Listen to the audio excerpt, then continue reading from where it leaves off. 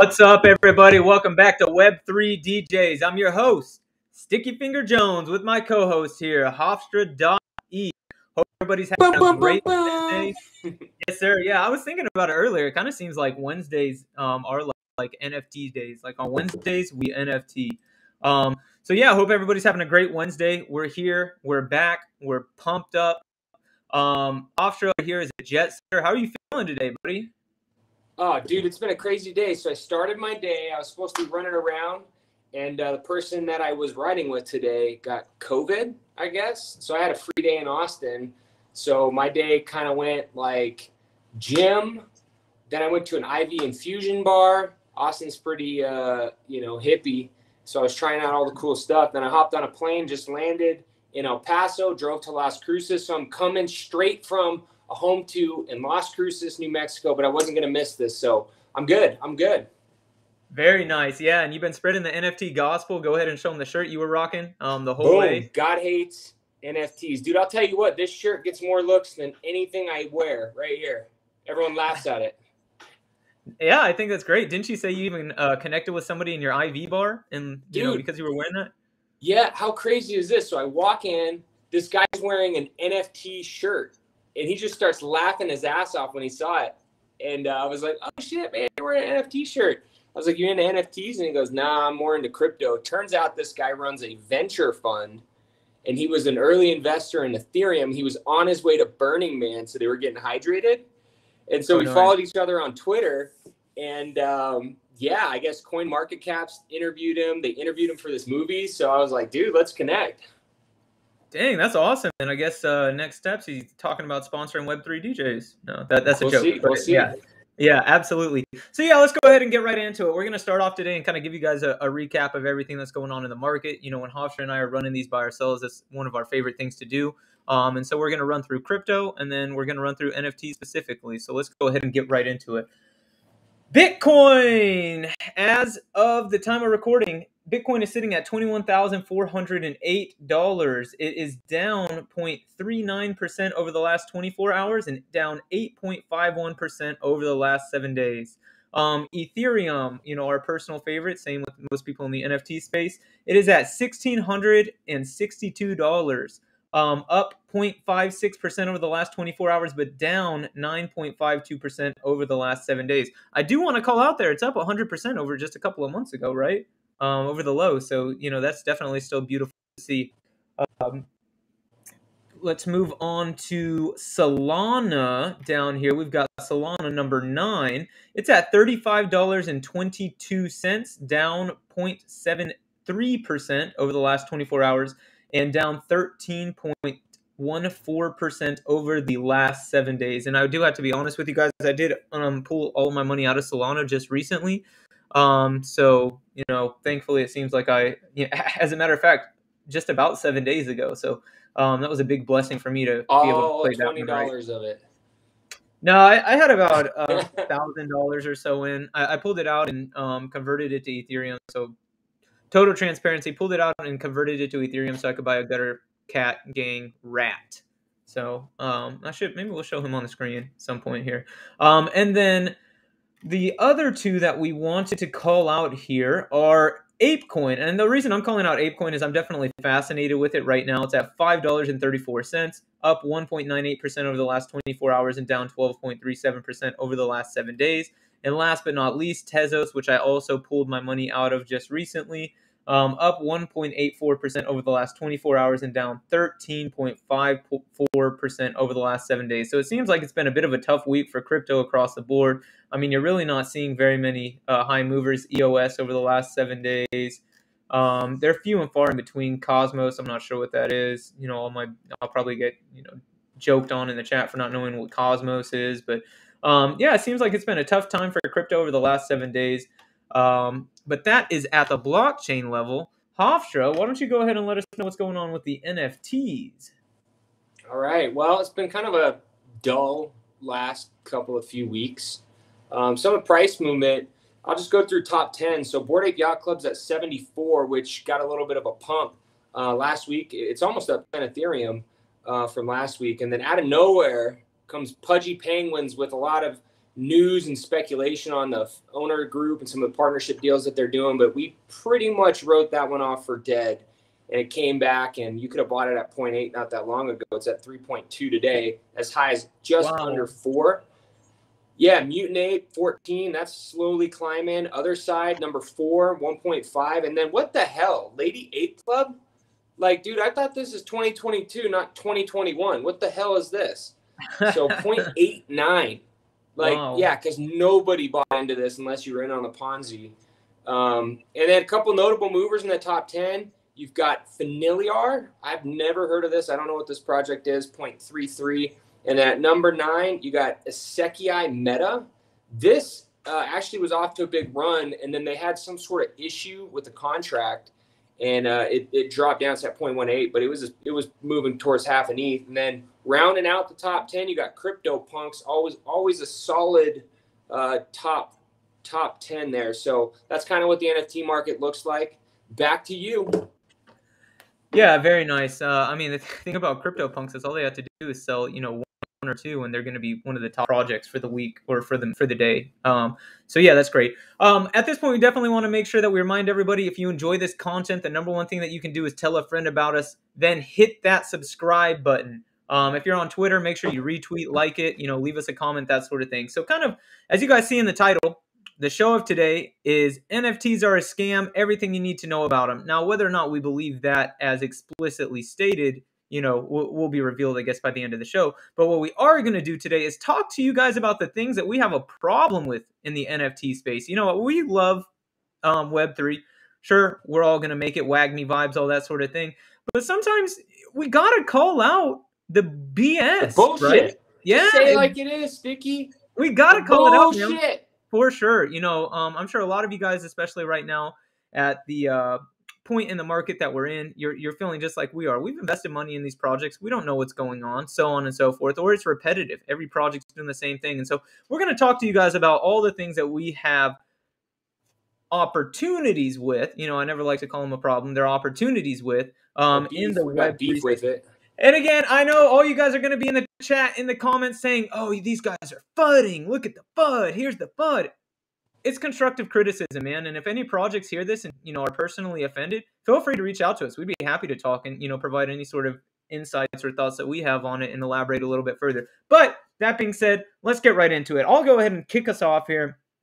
For me, I think the number one thing that I have a problem with in the space is the lack of originality. And it's kind of funny because people are going to say, well, Sticky, you always say steal shamelessly. And I do believe in stealing shamelessly. Sure, find things that work in other projects, bring them into your own project. But that doesn't mean you stop there and you do that exclusively. I mean, for goodness sake, how many comic books can somebody own? I mean, sure, it was cool. I'll be honest with you guys. The first time I heard of a project launching a comic book, I was like, whoa, that's sweet. Second time I heard of a project launching a comic book, I was like, wow, that's neat. Third time I heard of somebody launching a comic book, I'm like, well, it's getting a little repetitive, but still cool.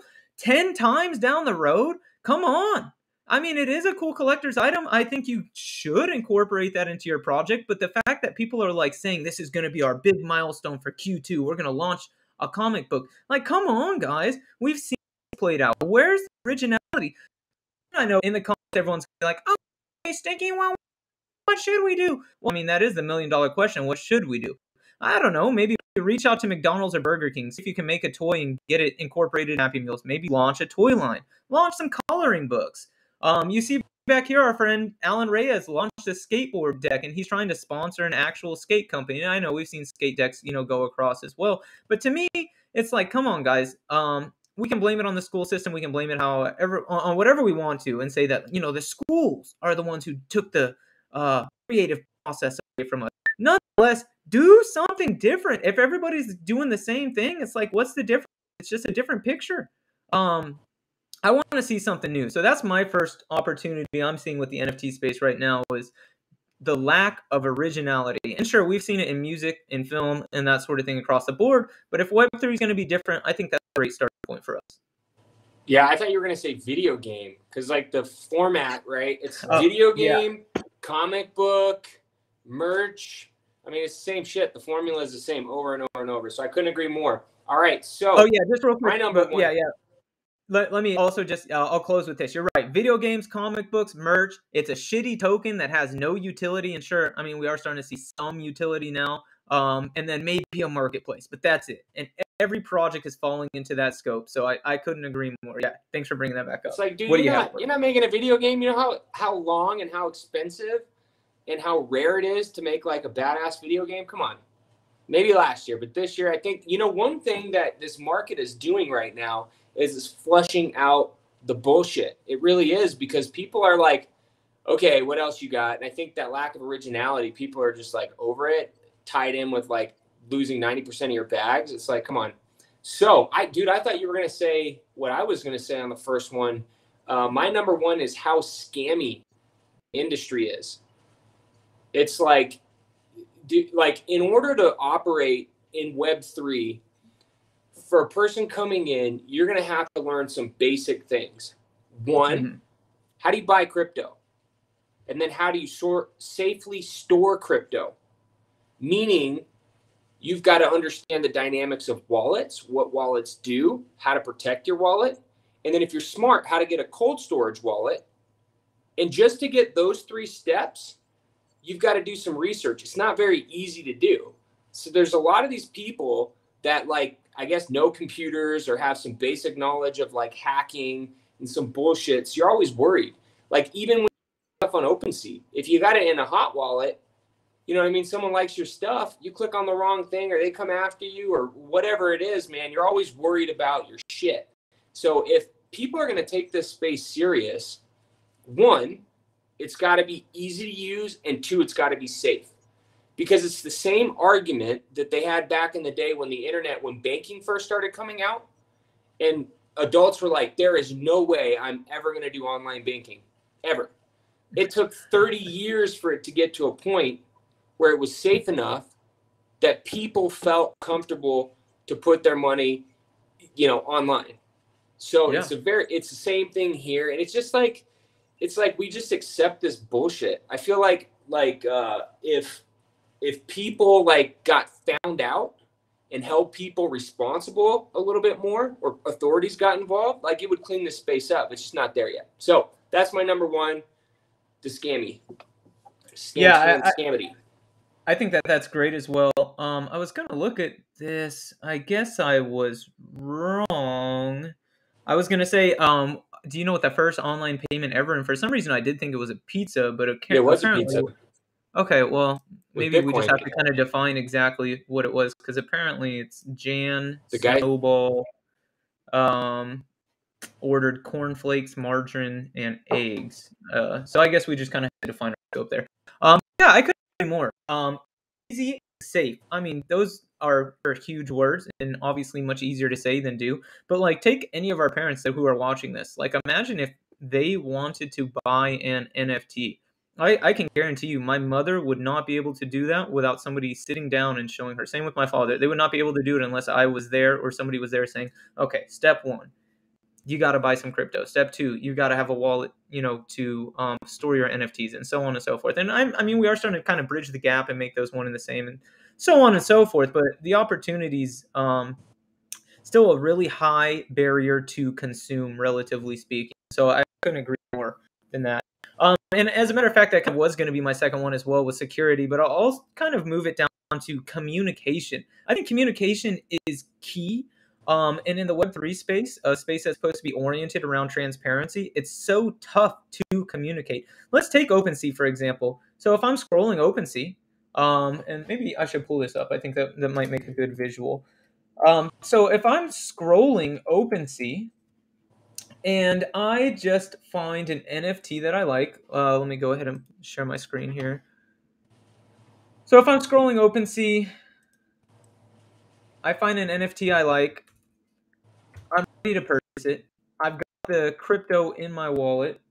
And of course, my page is now unresponsive. Beautiful. So we'll wait for that to respond. Show our pretty faces while we do that. But if I'm scrolling OpenSea and I want to buy something, how easy is it for me to communicate with the seller? It's not at all. And as a matter of fact, like we're seeing now in Discords, people copying OpenSea names or making duplicates of Discord IDs and that sort of thing. There's no opportunity for me to be able to reach out to the seller directly on the platform that's supposed to be safe. And so I think that that's one of my hugest opportunities in this space right now. I mean, again, it is cliche, communication is key, but why aren't we building things out to make it easier to communicate? I have to assume, or I have to hope that they've connected their Twitter, hope that they've connected, some sort of other way for me to reach out to them, or that their OpenSea wallet account is the same as their Twitter username or that sort of thing. But otherwise, I mean, you're just stuck. You're out of luck. And so I think no customer service here. No, not at all. Yeah. And again, that's another great point, is that goes beyond just like seller to buyer relationship. You can't communicate with the marketplace. Right. You have to hope that you know how to read Etherscan, right? And see that, like, okay, maybe this wallet can be trusted, and so on and so forth. And so, yeah, communication is key. Let's build out things to do better, guys. That's my complaint number 2. Largest opportunity number 2 in the NFT space. 100%, dude. I mean, all of that stuff. Okay, so mine is accountability. Accountability. So what the hell is a roadmap? I'm gonna tell you I'm gonna do all this stuff. I'm gonna launch a video game. I'm gonna create a token. I'm gonna have a staking mechanism. I'm gonna have merch drop. I'm gonna have, all this stuff. But like, how many of these projects, if we went through and audited, did you actually do what you said you were gonna do? It would be very few. Like, when you write a real business plan, you don't come through and you take someone's money, you go to jail, or you have a lien because there's some sort of collateral that you put up where if you fuck up, they take your shit. So you're going to work your ass off, hopefully, to make sure that you don't mess up. And at least if an investor sees you trying, you might make mistakes when you're new. That's part of the risk of a startup. Investing in a startup is not a safe bet. That's why people make a lot of money, because they're taking it on a concept. But the real work comes when you actually do what you say you're going to do. You write out a pro forma, you write out a real business plan, you think it through. What's happened in the NFT space is, oh, I'm going to do this, I'm going to do that. Slap a monkey picture on this thing. Let's get somebody to promote it. Boom, boom, boom, boom, boom. Raise $2 million. Peace. And then nothing happens. So there's this whole argument about regulation. Now, I'm a fan of regulation if it's regulated correctly. Now, there's a whole counter argument to regulation there. But at least if there was some sort of like maybe they create a group of people that are like the watch group for NFTs. I mean, they've got the SEC, they've got the DOJ, they've got the OIG, they've got all these other things and other platforms. Now, those all came out of the same kind of bullshit that's happening here. All of it. If you look at the stock market and you look at why the SEC was created, it's essentially the same thing. We're just doing it with JPEGs, but it was the same thing. It was market manipulation, insider trading, and a lot of scammy stuff, all speculation. So it will get there, and just unfortunately, it's going to come on the backs of people getting burned and people getting a sour taste in their mouth, which is just going to take longer for the average person to get in. And it's such a cool space. The technology is badass. And it's like that type of stuff is just prohibiting, the growth of this industry. So accountability. That's agreed, man. I think accountability is beautiful. And as a matter of fact, this comes from Jordan Belfort, and I think we talked about it before, but he went to jail. Obviously, we know the whole story. We don't have to get into the Wolf of Wall Street story and that sort of thing. But a quote that I love by him is like, fraud is fraud. The wheels of justice grind slowly, but they grind. And so eventually this is going to catch up with people. And on top of that, I totally agree. One, we don't want to talk about it, but insider trading runs rampant in this industry for sure. These project creators and stuff, before they launch something big, if they know it's going to move the needle of their project, they're telling their buddies like, hey man, this, that, and the other is going to happen. They might not be explicitly saying, hey, buy into my project, but they are telling them like something big is coming and that sort of thing. Insider trading is huge in this industry. And then 2, the lack of accountability is crazy. And I know, again, we're going to hear it in the chat. Sticky called us idiots. Well, here's the thing. It's like we're giving these idiots, these people who, don't have a lot of business expertise, business acumen, this sort of thing, never ran a business, anything like that. We're giving them millions of dollars and expecting them to deliver on these grandeur promises. Nothing fails like success. We're giving people who, props to them. I'm not hating on them at all. If they come from nothing and they're making something of themselves, they identified an opportunity and they capitalized on it and made some cash, hey, props. But we're giving these people who never had money, never had any, anything, we're giving them the world and then expecting them to grind and, spend that hard-earned money on us and so on and so forth. And so the lack of accountability is huge. Nothing fails like success. I totally agree there. Now, before we get into our last opportunity, the last problem that we have with NFTs, I do have to say, I know there's been a lot of talk around the Web3 space that I'm turning into the Web3 Sam Elliott.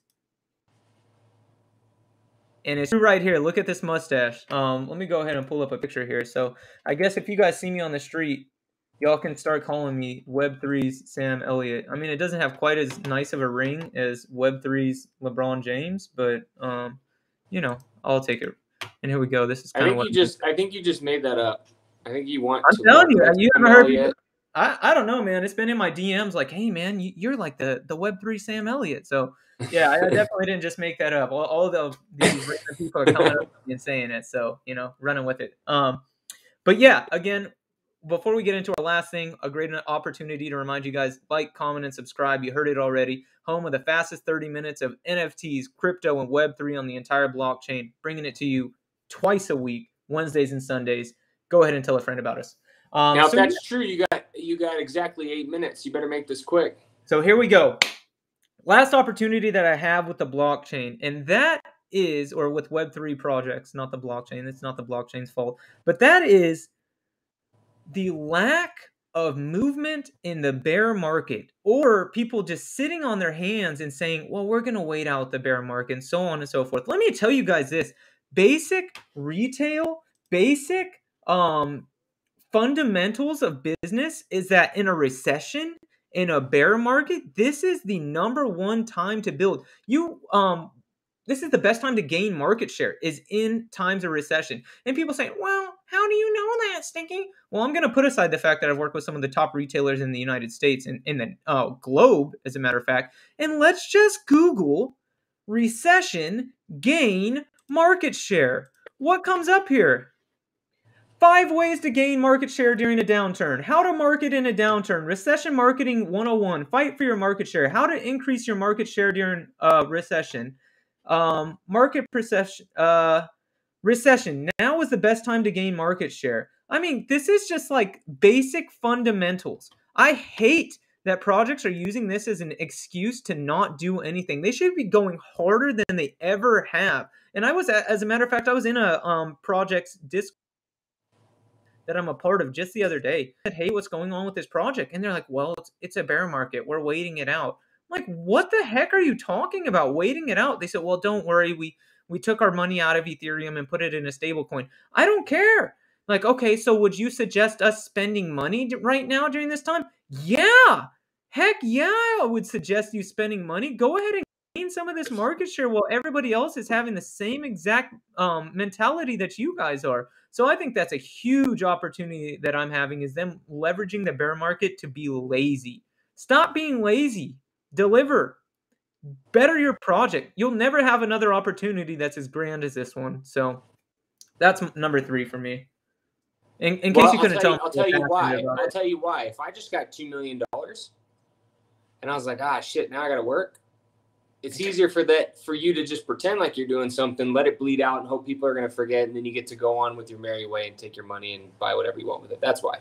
It's a slow rug. I hate to say it like that, but it's like, make a song, slow rug.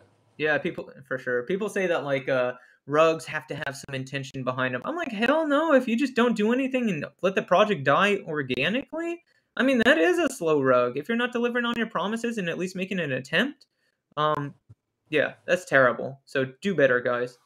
Okay, so I got one last. What do you have? I got one last here. Immaturity. if you want to take this space serious, you got to act mature. What you find in this space, you know, I have nothing against weed. I have nothing against that. But like the average adult, I should say, or responsible adult doesn't vibe with like, hey, bro, like, you know what I mean? Let's just fuck off all day. And, just some of that stuff. Sure. Even more so on Solana. It's like even more like weird and immature, and like the way people in Discord go after people, Oh and my like, God. you know what I mean? It's like even from blockchain to blockchain, when I went into Solana, it was like a bunch of kids in there. And if you would say something about the project, there'd be like 40 people just attacking you. Like, it was just dumb, like memeing. I was just like, come on, Dude, it's like, yeah, I have the right to ask a question, right? I bought into this project. I hate that. I totally agree with you there. It's just like, if you want some smart, sharp people to come in here, they got to take it serious. And if it doesn't seem serious, why would you get top level people to move over? They're coming from tech, they're coming from, fintech, they're coming from really established companies. If you want that top level talent, it's going to be hard to pull someone over if like your project's called like, Elephant King, whatever, you know what I mean? And it's just like really stupid. So I think, though, I have faith that it will change. And, part of it is like, it is a little quirky. We're trying a lot of stuff. So this is where it started out. But as it progresses, when the technology starts getting put into use, you're going to have a lot more established people coming in here, and they're just not going to run it like this. Yeah, I think that's a great point. And I won't lie, I felt like you kind of were staring at me kind of a little hard whenever you brought up immaturity initially. So maybe we'll have to take that one offline. But yeah, I definitely agree. So no, you got the mustache. You look a little bit older. well, that's why I grew it out, right? So that people start taking me serious in this space. And again, like I said, unfortunately, well, not unfortunately, fortunately, now everybody thinks I'm Web3 Sam Elliott. So that one's gonna stick. Mark my words. Yeah. So yeah, again, everybody, at the end of the day, there's a ton of opportunities. This isn't FUD. It's just because we're passionate about the space and we want to see it do better. We want to contribute and do our part. So Hofstra, take us away. Last thoughts. Are NFTs a scam? They can be. They can be. And I agree. I think that's the best way to put it. But I will say there are a lot of really talented, meaningful people in this space that are trying really hard. And, one thing I know about startups and starting a company and going through a lot of this stuff is there's no roadmap. And even in this, it's even harder, right? It's like a lot of this stuff, you probably wouldn't even be able to think of why it wouldn't work. But the technology either isn't there or just the infrastructure is not built enough for it to work. So that's when you pivot. Yep. That's when you got to get creative. And all these people that just go, oh, man, it's going to be hard and they're out. Well, see you later. The people that do stick around, that make these adjustments, they're the ones that are going to get funding. They're the ones that are going to partner with people. They're the ones that are going to be the industry leaders. And they're going to come out of this bear market like a slingshot. And all of a sudden, those are the people that you're going to hear. So that's all I got, man. But I love NFTs. Even though it says God hates NFTs, this is just a joke because this is an Atom Bomb Squad shirt and I'm in the project. So with all that FUD, actually, I just think it's like we're just being real, and this is not. Yeah, we're just FUD. being real. So I mean, it's taboo in the space to speak out against it. So yeah, like you said, we're just being real. And yeah, agreed. So everybody who viewed in, again, thank you guys so much for viewing. Did we hit everything that you wanted? What do you agree with us? Is there something that we left out? Let us know in the comments. Until then, make sure, again, Elliott Finger Jones. Change the name, Sticky. Elliott Finger Jones. And we're getting some hate. See, we got these little trolls over here. Hofstra couldn't hang with that fire. That's because he's got no grip strength. All right. Just because I can't grow a mustache and I'm almost 40. Whatever. That's funny. But yeah, again, thank you guys so much for tuning in. Let us know what we missed in the comments. Let us know your opportunities that you see in Web3, the things that you have a problem with. And while you're doing that, make sure that you hit this subscribe button on Web3 DJs. Go ahead and follow us on Twitter. Retweet the video. 7, we can't thank you. Yeah, 6, we can't thank 5, Can't thank you 4, enough for tuning in. 3, Until next time, I'm 2, Sticky Finger Jones. We got 1. Hofstra here. Peace. You went over, Fastest dude. 30 minutes on the blockchain. Bullshit. Peace. See, look at you.